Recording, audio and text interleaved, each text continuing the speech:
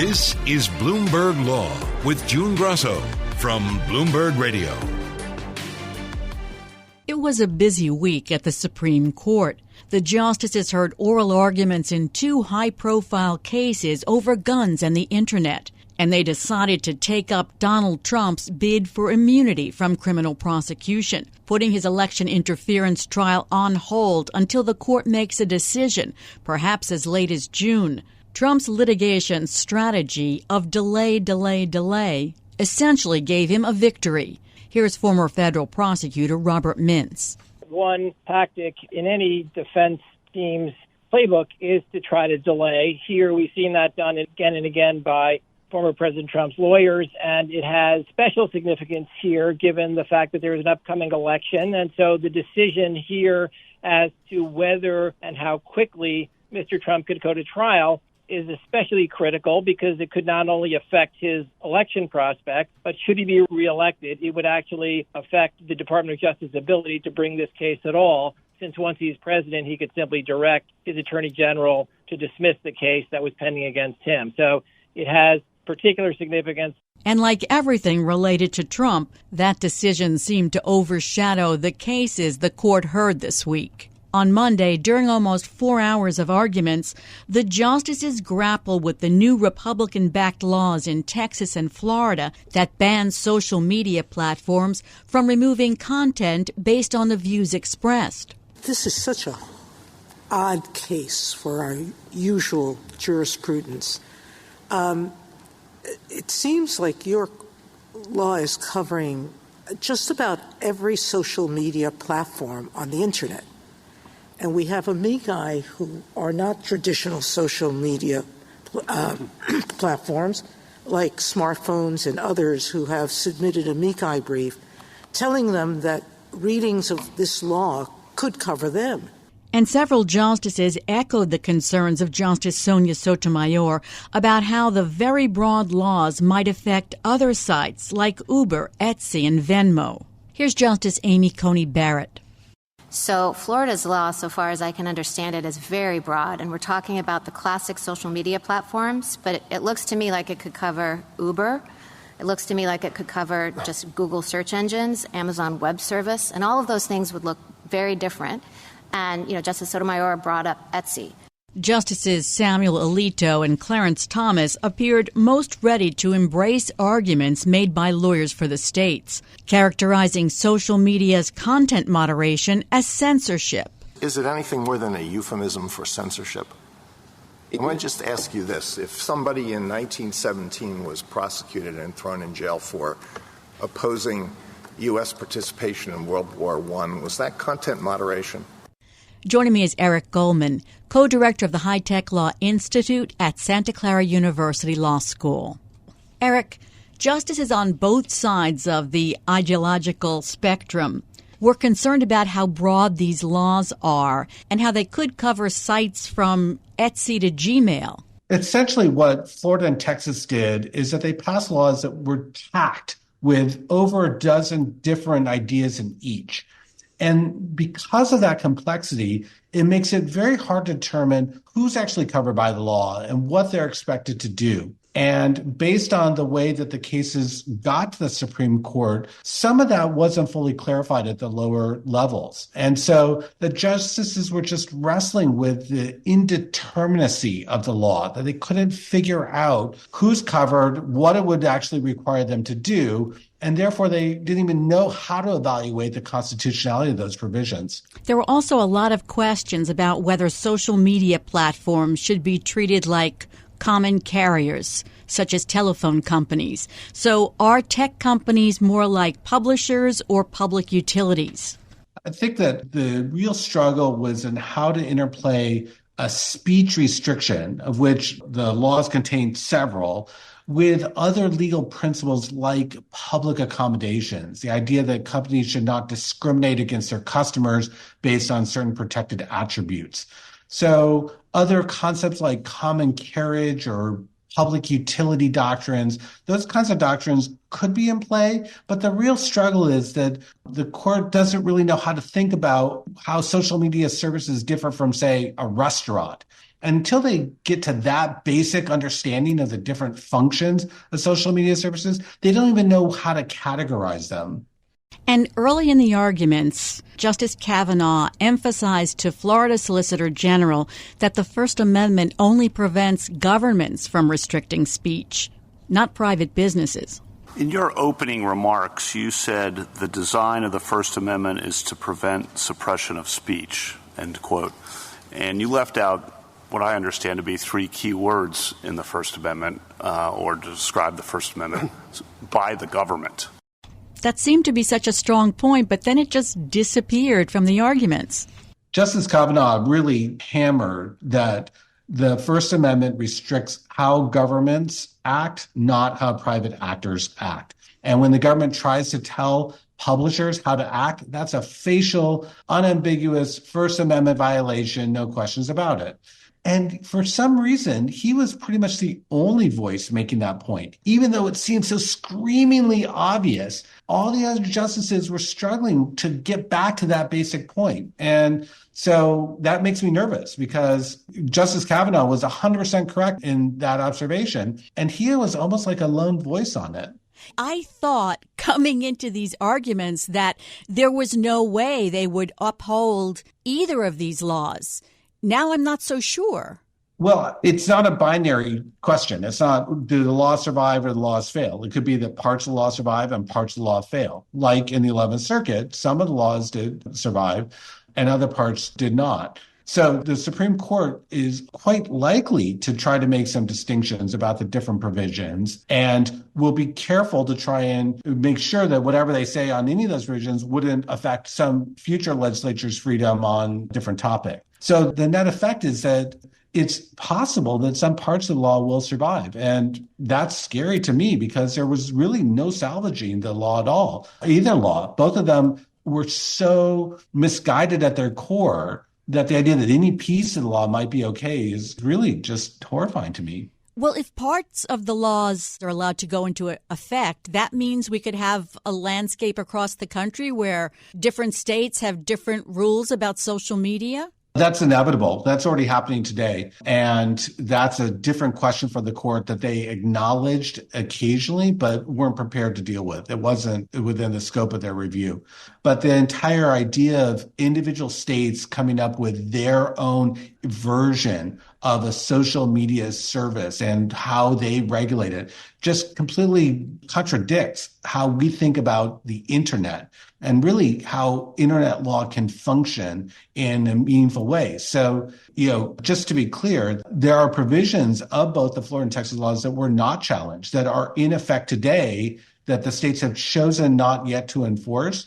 So we are already living in a world where parts of these laws are in effect. And whenever they're enforced, if ever, we could see a radically different internet. The states are not likely to deploy those laws to advance the interests of the internet at large. They will do so to advance the voters they're trying to impress.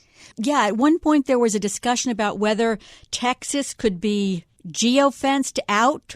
Yeah, it's the weirdest message. The Texas lawyer basically said to get the F out of Texas if you don't want to follow their rules. And if I'm a Texas social media user, I'm going to be quite concerned about that position. They're basically begging the social media service to change the internet for Texas. And I'm pretty sure that's not actually what Texas voters want. These cases are just at the preliminary injunction stage. So could the justices just send this back, for trial and for more findings of fact? That's the best case scenario for the social media services, is that the Supreme Court keeps the injunction in place, or in the Texas case, restores the injunction that was initially issued, and then sends it back to the trial courts to determine whether or not a permanent injunction is appropriate. That's the best case scenario. That step would have to happen no matter what if the law is going to be struck down. But if the courts decide to affirm some or all of the existing laws, they could simply say injunction dissolved, laws go into effect, and either the social media services can never challenge it because they'll have no merit, or at best, the social media services will have to challenge only after they've been sued under the law. And clearly, social media services don't like that answer because of the fact that they would then have to build a compliance function and hope that they got it right or risk really quite devastating remedies. So the best scenario is that we have further proceedings in this case at the lower court to determine the permanent injunction. And the worst case scenario is that the laws go into effect as they're currently written with the possibility of limited further challenges. And how do you think the justices are going to line up? It wouldn't surprise me if 3 justices would vote to support the Texas and Florida laws. That could be done substantively or more likely on a procedural basis, simply saying that they reject the facial challenge. That was Justice Thomas, Justice Alito, and Justice Gorsuch. After that, the other 6 justices were kind of all over the map. I heard some reservations about the laws and the likelihood that some aspects were unconstitutional, but I couldn't tell then if that would support a procedural ruling on the legitimacy of the facial challenge or if there were substantive agreement about which of the pieces were going to be unconstitutional. So I come away from the oral argument really uncertain about the future of the cases and also, frankly, uncertain about the future of the internet. There's certainly a lot at stake here. Thanks so much, Eric. That's Professor Eric Goldman, co-director of the High Tech Law Institute at Santa Clara University Law School. Coming up next on the Bloomberg Law Show, the justices appear split over whether to uphold the federal ban on bump stocks. And 2 justices from opposite ends of the ideological divide make a public appearance together. We'll tell you why. I'm June Grasso, and you're listening to Bloomberg. The Akins accelerator, the original bump stock, shot at 650 rounds a minute, and the devices at issue here are represented to shoot between 400 and 800 rounds a minute. So right in that range with the M16, the M14. Brian Fletcher, representing the Biden administration, explained to the Supreme Court justices on Wednesday that bump stocks turn semi-automatic rifles into weapons that fire at speeds comparable to machine guns, like the M16 and M14s used by the military. The question is whether the justices will strike down a ban on bump stocks that was imposed by the Trump administration after the deadliest mass shooting in U.S. history in Las Vegas in 2017. The liberal justices like Elena Kagan seem to think that the 100-year-old law banning machine guns could also cover bump stocks. The entire point of this device is that you exert forward pressure and you have your finger on the trigger and then a torrent of bullets shoots out. So I don't understand why it's any different. It is different from pushing a button and holding the trigger, pushing the barrel and holding the trigger. But conservative justices like Amy Coney Barrett and Neil Gorsuch, while seeming to acknowledge the danger of bump stocks, question whether banning the devices was up to the court. It seems like, yes, this is functioning like a machine gun would. But, looking at that definition, I think the question is, why didn't Congress pass that legislation to make this covered more clearly? I can certainly understand why these items should be made illegal. But we're dealing with a statute that was enacted in the 1930s. And through many administrations, the government took the position that these bump stocks are not machine guns. Joining me is Andrew Willinger, Executive Director of the Duke Center for Firearms Law. Andrew, start by giving us a little bit of the history of the federal ban on bump stocks. So this is an ATF regulation that categorizes bump stock devices as machine guns under the National Firearms Act. And so, therefore, those devices are banned. This regulation was promulgated after the 2017 Las Vegas shooting, the deadliest mass shooting in U.S. history, where the shooter used bump stocks. And after that shooting, there was some discussion about whether Congress might act through legislation to specifically say that, bump stocks are prohibited or bump stocks are machine guns. And ultimately that did not happen. Instead, the ATF under the Trump administration promulgated this regulation. And, it's, I guess, worth noting here that the ATF has sort of had in the previous decade or so gone back and forth on how it categorized them in informal guidance to the industry, these sort of letters that the ATF would send to companies that were making bump stocks, occasionally saying that some of these devices were not machine guns and could be produced and sold. And so this regulation in 2018 kind of settled that matter. But again, it's the culmination of a little bit of a back and forth from the ATF. So this isn't about the Second Amendment then. It's about the reach of this federal statute and how the ATF interpreted it. Yeah, exactly. It's a little bit complicated. It's not, I guess, to start... It's a lot complicated. Yeah, the justices certainly, I think, are struggling with this one as well. So to start, you're right. It's not a Second Amendment case. That's been pretty clear from the get-go. This is really, as I see it, at this point, really a pure statutory interpretation question. And then the question is whether the ATF's interpretation of machine gun to include bump stocks was in accord with the statute, with what the statute means, what the intent was when the statute was written. So for that reason, the arguments that we heard are really focused on just this question of what does the relevant statutory language, single function of the trigger, automatically, what do those words mean? I have to say, I found these arguments so confusing, with the justices seeming to struggle over the technical aspects of bump stocks, over, are you pushing a button? Are you pulling? Are you exerting pressure on it? Why was that important? Yeah, there was a lot of confusion, a lot of hypotheticals, revolving around buttons and tripwires and those types of things. But I think ultimately the issue sort of reduces to the perspective from which you view this phrase, single function of the trigger. So the government's argument really just boiled down is that single function of the trigger really means single pull of the trigger. So you're focused on the act of the shooter and what the shooter does in pulling the trigger. And that because that pull of the trigger initiates the bump firing sequence when you're using a bump stock, that therefore the gun is firing multiple rounds with a single function of the trigger. Cargill, on the other hand, says you don't look at this from the perspective of the shooter. Instead, you're looking at the actual mechanical function of the trigger. What does the trigger of the gun do? And the way, again, according to Cargill's argument, the way that works is that when you are bump firing a semi-automatic weapon, the trigger still has to go back and forth. And only one round is expelled each time the trigger goes back and forth. It just happens very quickly. The court's liberals seem to suggest that bump stocks fell within what Congress intended when it banned machine guns.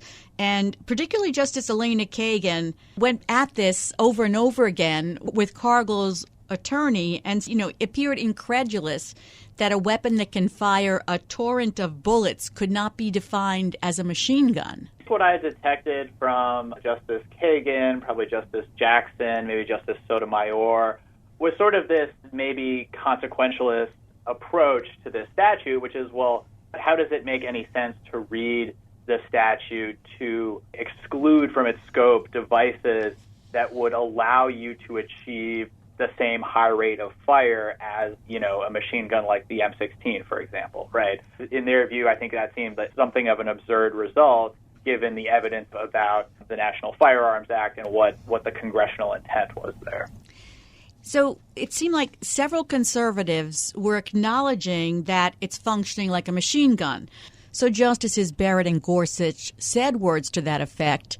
Then the buts came, and they both thought that this is something that Congress should do. Yeah, I think that's right. I think they thought that this is something Congress should do that cannot be accomplished through regulation. And I also think there was a strong view, among some of the conservative justices, Justice Gorsuch, Justice Kavanaugh, maybe Justice Alito, that they were very concerned about the potential confusion and the potential for sort of people who own these devices to be kind of almost trapped, right, and feel like, well, that they're not sure what the legal status is, and yet they could be prosecuted criminally for having these devices. And so a lot of concern about sort of what the practical impact of this rule would be on people who have owned bump stock devices at various points in time. I thought that was a ridiculous concern. Would people be so confused if the ATF said bump stocks are now illegal? Laws change. Ask the Supreme Court about abortion. Maybe the key point here is that actually I don't know how much this matters. And there were a few justices who pressed, the government attorney on this issue. The government is not really bringing criminal prosecutions, as far as I know, of those who have possessed bump stock devices, right? And I would suspect that they wouldn't do that until this litigation sort of resolves. And certainly this issue is not unique to bump stocks, right? Frequently circuits disagree on various issues of criminal law, right? That doesn't mean that criminal penalties can't be invoked. So what's your best guess as to how this will come out? Again, this is not a Second Amendment case. It, of course, involves firearms and firearm accessories. But it's not a Second Amendment case, and that might initially lead one to think, well, maybe the justices will break down differently, right, than they have in their most recent Second Amendment decisions. After listening to the argument, I'm not so sure that's true. I think you can pretty confidently say that, Justices Sotomayor, Kagan, and Jackson, they're probably on the side of the government here. Justice Alito, Justice Kavanaugh, Justice Gorsuch, and probably Justice Thomas, I would guess, seemed a little bit more sympathetic to Cargill's position. So then you have, of course, Justice Barrett and Chief Justice, who are sort of up in the air. And the Chief Justice didn't say a whole lot during oral argument. Putting all that together, I expect this to be a very close case, potentially a 5-4 decision. I'm not really sure which way it will go. You have those same justices, Barrett and Roberts, that are kind of the key votes in the Second Amendment area, also being the key votes here. Such an important case. Thanks, Andrew. That's Andrew Willinger, Executive Director of the Duke Center for Firearms Law. A note, Michael Bloomberg, the founder and majority owner of Bloomberg LP, the parent company of Bloomberg Radio, is a donor to groups that support gun control, including Everytown for Gun Safety.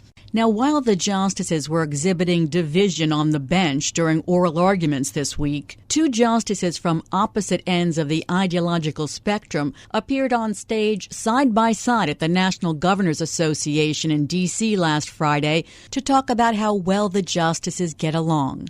But the main message from liberal Justice Sonia Sotomayor and conservative Justice Amy Coney Barrett seemed to be that the justices are not beholden to the presidents who appointed them. And remember, thankfully, for us, presidents don't last that long, right? There's 8 years. So for us to be beholden to one of them is a little crazy, you know? It's not just that we're not Obama judges and Trump judges, but we're also not Democratic judges or Republican judges. We don't sit on opposite sides of an aisle. We all wear the same color black robe. We don't have red robes and blue robes. Joining me is constitutional law expert David Super, a professor at Georgetown Law School. So was the point to tell the country that they get along and play well together, or something else? The point is to salvage the Supreme Court as a unifying institution, an institution relevant to all of us. And participating in that effort was one of the few things that Justice Sotomayor can do to make herself relevant, given how heavily outvoted she is. The biggest message to me was that they're not beholden to the presidents that appointed them or to the president's party. Barrett said we're not Obama judges or Trump judges, we're not Democratic judges or Republican judges, but she left out we are liberal judges and conservative judges. This is damage control for a court whose image has been badly harmed. You saw the same sort of thing in the early 2000s after Bush v. Gore, and some of the Democratic justices then, after several months had passed, started giving speeches that the court works well together and people should still respect the court. And I think after the damage that Dobbs and Gruen and some of these other high-profile cases, the affirmative action case, have done to the image of a court as an impartial finder of legal truths, that they feel some need to do this. Chief Justice Roberts has been doing it for a long time, and I suspect he's encouraged other justices to join in. We'll see if the public's opinion of the court plummets any lower after this term's decisions on guns, the abortion pill, social media, and the like. Thanks so much, David. That's Professor David Super of Georgetown Law School. Coming up next, might Donald Trump be facing another lawsuit, this time over his new sneakers with those bright red soles? I'm June Grasso, and you're listening to Bloomberg. That's the real deal. That's the real deal. Donald Trump launched his Never Surrender high-top sneakers at SneakerCon last week, a limited edition selling for $399. You know, I've wanted to do this for a long time. I have some incredible people that work with me on things, and they came up with this, and this is something I've been talking about for 12 years, 13 years, and I think it's going to be a big success. It didn't take long for the garish gold sneakers with a stars and stripes design around the ankle and a huge letter T on the side to be mocked, including a skit on Saturday Night Live. In terms of basketball movie pastiche and with regard to shoes, I think we've done a wonderful. White men can Trump. But it's the bright red soles on the sneakers that have lawyers talking. Is luxury brand Christian Louboutin, known for its iconic red soles, going to sue for trademark infringement? Joining me is Susan Scafidi, director of the Fashion Law Institute at Fordham Law School. So these Never Surrender high-top sneakers, which are gold, Trump's favorite color apparently, but with those bright red soles, screams, I'm a Christian Louboutin sneaker. Yes, it does. And I have a feeling that maybe there were a few trademark lawyers who had a hand in this shoe because it screams Louboutin, but then pulls back a little bit and says, yes, I'm Louboutin, but not quite. In part because the Louboutin trademark as registered is actually for women's shoes only. Also, you see the way on the side of the Trump shoe, the red outsole bleeds up a little bit onto the white foxing along the side of the shoe. And I think that's because in the landmark lawsuit, when Yves Saint Laurent and Louboutin were in court together here in New York, the trademark ultimately ended up being modified. Now, that trademark was about an all-red shoe with a red upper and a red outsole that Yves Saint Laurent had done. But the ultimate result of that lawsuit was that the Louboutin trademark was modified so that there must be a contrast between the outsole and the upper. So maybe some clever trademark lawyer thought, well, if the red bleeds over a little bit, we could at least argue that there's not contrast. And we could argue that the registration is technically for women's, although that's not really smart thinking because, of course, there's a common law trademark in the U.S. And since Louboutin is so associated with red soles on shoes, including now for men's, including his own, even though at the time that he originally registered in the U.S., he did very few men's, I think that Louboutin, if it cared to take action, would in fact have a pretty good case. And Nike might also be looking at these Trump sneakers? Well, you know, Louboutin is the first glaring trademark reference, shall we say, and a reference to luxury in those shoes. But, you know, the silhouette is an awful lot like the Nike Air Force One.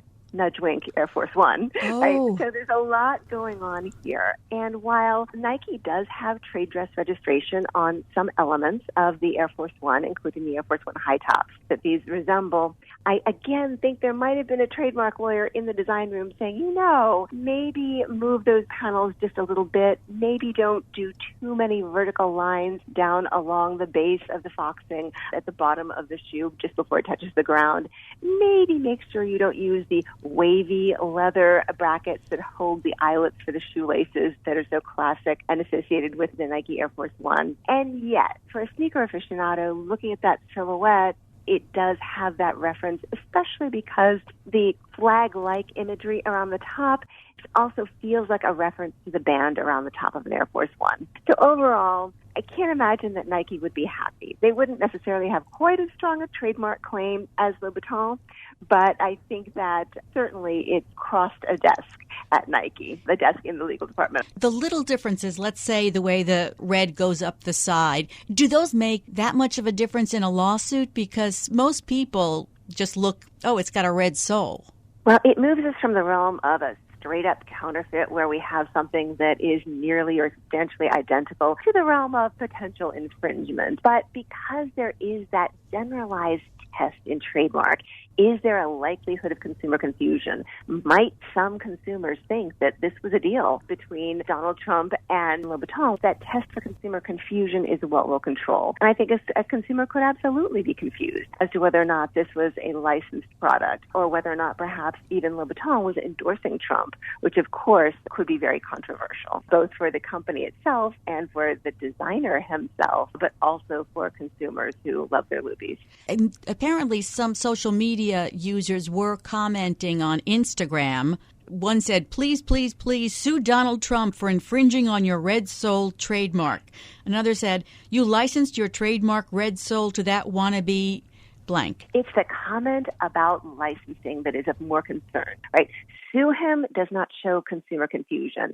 Hey, how dare you license to him is of more concern from a legal perspective. And there is an instance in the past when Christian Louboutin went after a right-wing Belgian politician, a woman who was wearing his red soles regularly, but most importantly for purposes of his complaint, on posters and ads that were targeting Muslim immigrants to Belgium. In that case, it was the actual Louboutin product showing up in her political ads and in her political statements, and so it was an even closer connection. Still, he seems to have been willing to wade into a fight before in a case in which a politician tried to associate with the Red Soles without his permission.